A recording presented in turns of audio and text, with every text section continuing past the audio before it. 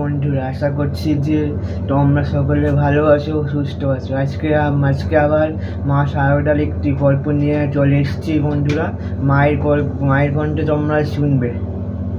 নমস্কার, আসো চ্যানেলে তোমাদের সবাইকে স্বাগত।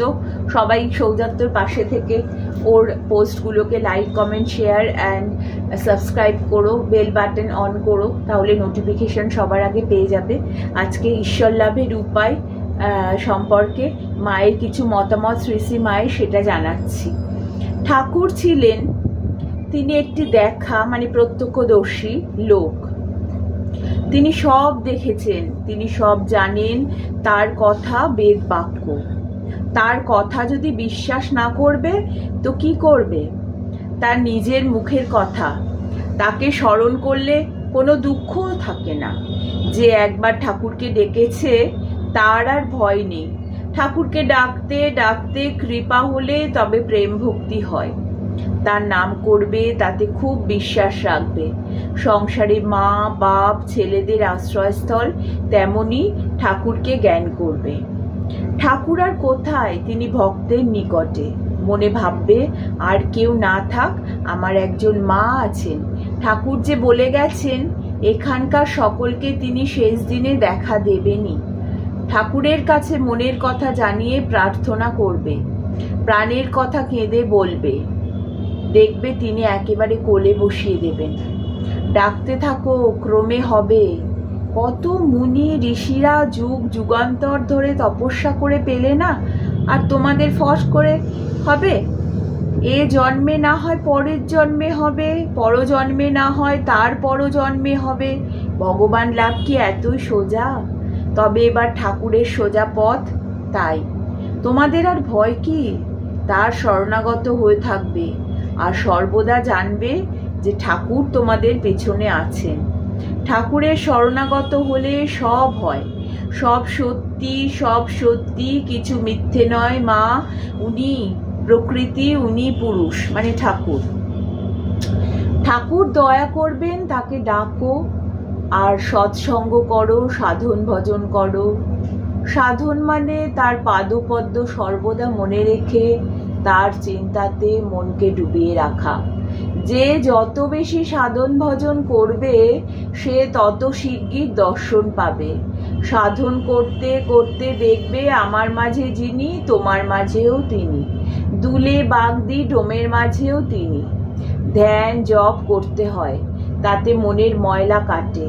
পূজা, জপ, ধ্যান এসব করতে হয়। যেমন ফুল নাড়তে চাড়তে ঘ্রাণ বের হয়, চন্দন ঘষতে ঘষতে গন্ধ বের হয়, তেমনি ভগবত তত্ত্ব আলোচনা করতে করতে তত্ত্বজ্ঞানের উদয় হয়।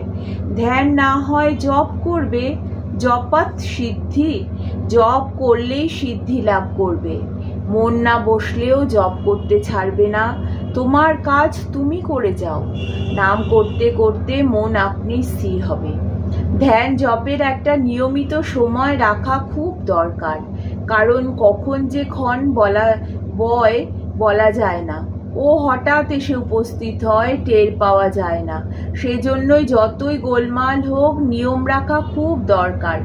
সন্ধিক্ষণেই তাকে ডাকা প্রশস্ত। রাত যাচ্ছে দিন আসছে, দিন যাচ্ছে রাত আসছে, এই হলো সন্ধি। এই সময় মন পবিত্র থাকে। মনের যেমন অবস্থা হোক না কেন, সকাল সন্ধ্যায় বসতে ছাড়বে না। মন ভালো অবস্থায় থাকলেও সকল সময় মন বসতে চায় না। আবার চঞ্চল অবস্থার মধ্যেও কখনো কখনো বেশ বসে যায়। কোন মুহূর্তে যে হবে তা বলবার জো নাই। সব সময় ঘড়ির কাঁটার মতো ইষ্টমন্ত্র জপ করবে, খুব জপ করবে। যদি লাখ জপ করতে পারো, দেখবে আমি যা বলছি সব মিলে যাবে। ধ্যান জপ করো, ধ্যান করতে করতে মন এমন স্থির হয়ে যাবে যে ধ্যান ছাড়তে ইচ্ছা হবে না। মন স্থির করে একবার ডাকলে লক্ষ জপের কাজ হয়। নতুবা সারাদিন জপ করছে কিন্তু মন নেই, তাতে ফল কি? মন চায় তবেই কৃপা তার হবে। জপ সংখ্যা, কর গণনা এসব শুধু মন আনবার জন্যে। মন এদিক ওদিক যেতে চায়, তবু ওই সবের দ্বারা এদিকে আকৃষ্ট হয়। যখন জপ করতে করতে ভগবানের রূপ দর্শন হয়, ধ্যান হয়, তখন জপও থাকে না, ধ্যান হলো তো সবই হলো। যদি শুদ্ধ মন হয়, কেন ধ্যান ধারণা হবে না, কেন দর্শন হবে না? জপ করতে বসলুম তো আপনা হতেই ভেতর থেকে গড়গড় করে নাম উঠতে থাকবে, চেষ্টা করে নয়। জপ ধ্যান যথাসময়ে আলস্য ত্যাগ করে করতে হয়। বহু তপস্যা করলে এই মন শুদ্ধ হয়।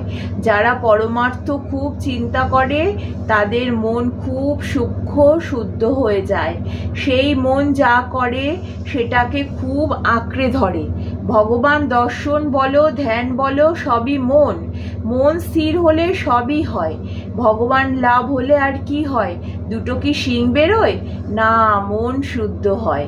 নিত্য ধ্যান করবে, কাঁচা মন কিনা ধ্যান করতে করতে মন স্থির হয়ে যাবে। সর্বদা বিচার করবে, যে বস্তুতে মন যাচ্ছে তা অনিত্য চিন্তা করে ভগবানে মন সমর্পণ করবে। কৃষ্ণপক্ষ শুক্লপক্ষ তো আছে, তেমনি মনের সেরকম অবস্থা হয়, কখন ভালো কখন মন্দ। নমস্কার বন্ধুরা, সবাই ঠাকুর মায়ের কৃপায় ভালো থেকো। তো আজকে এই অবধি থাক, আবার নেক্সট পর্ব নিয়ে আমরা আবার চলে আসবো, ঠিক আছে? আশা করছি যে তোমাদের নিশ্চয়ই আজকের পর্বটি ভালো লাগবে বন্ধুরা। তো গুড নাইট আজকের মতো। মা অল্প অল্প করে বলছেন যাতে তোমাদের শুনতে সুবিধে হয়। বাই বাই বন্ধুরা।